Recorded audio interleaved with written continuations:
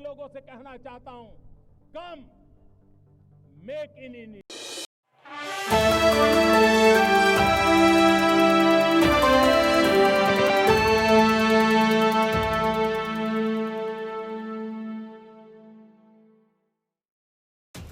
Chief justice D.Y..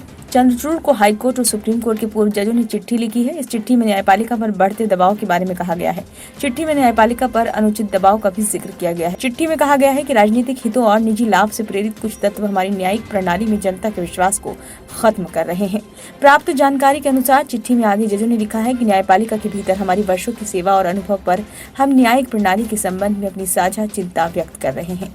कुछ गुट न्यायपालिका को कमजोर करने की योजना बना रहे हैं। चिट्ठी में कहा गया है कि राजनीतिक हितों और निजी लाभ से प्रेरित कुछ तत्व हमारी न्यायिक प्रणाली में जनता के विश्वास को खत्म कर रहे हैं।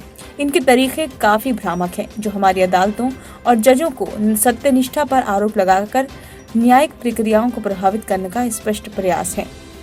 पूर्व जजों की चिट्ठी में आगे लिखा गया है कि इस तरह की गतिविधियों से न सिर्फ न्यायपालिका की शुचिता का असम्मान होता है, बल्कि जजों की निष्पक्षता के सिद्धांतों के सामने चुनौती भी है।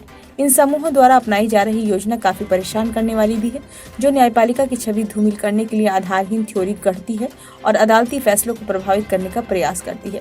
चिट्ठी में पूर्व जजों ने आगे कहा कि हम विशेष रूप से गलत सूचना की रणनीति और न्यायपालिका के खिलाफ जनता की भावनाओं के बारे में चिंतित हैं। ये न केवल अनैतिक है, बल्कि हमारे लोकतंत्र के मूलभूत सिद्धांतों के लिए भी हानिकारक है।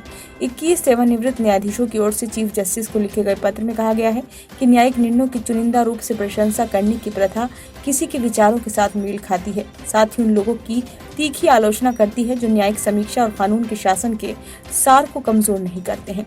चिट्ठी में आगे कहा गया कि हम न्यायपालिका के साथ कंधे से कंधा मिलाकर खड़े हैं और इसकी गरिमा और निष्पक्षता बचाए रखने के लिए हर तरह की मदद करने के लिए भी तैयार हैं।